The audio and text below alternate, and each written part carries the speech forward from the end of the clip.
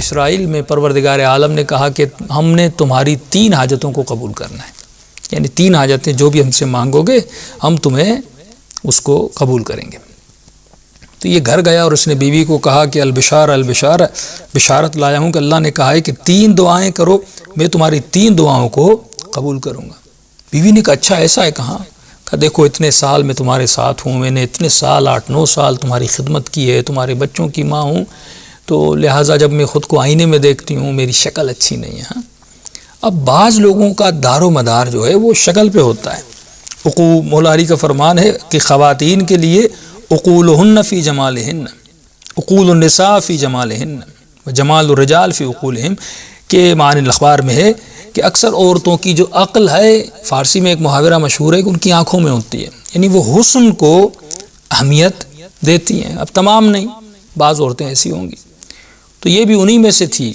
اس نے اپنے ظاہر کو بہت اہمیت دی اور شوہر کو کہا کہ ایک حاجت تم میرے حوالے کر دو۔ اس نے کہا ٹھیک ہے خاتون۔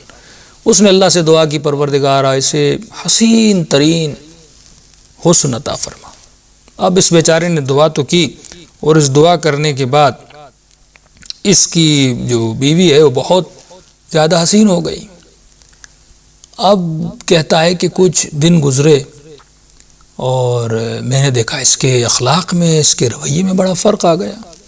پہلے عزت کرتی تھی، ٹائم پہ کھانا دیتی تھی، لیکن اب اس کے نخرے، اس کی باتیں بچوں کی طرح، اس کے بہانے۔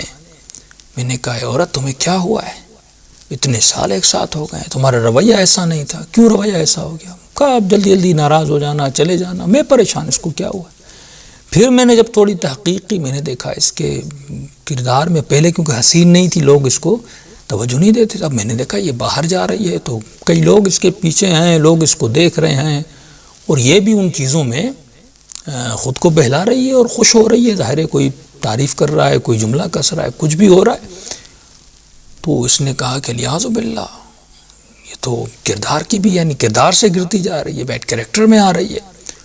تو اس نے دعا کی پروردگار اس کے چہرے کو مس کر دے، میں نہیں ہوئی، میرے عدم موجودگی میں باہر جاتی ہے اور نامحرم مردوں کے سامنے جاتی ہے، اور اس کو برا بھی نہیں لگتا، وہ اس کو جو کچھ کہتے ہیں باتیں بھی کرتی ہے۔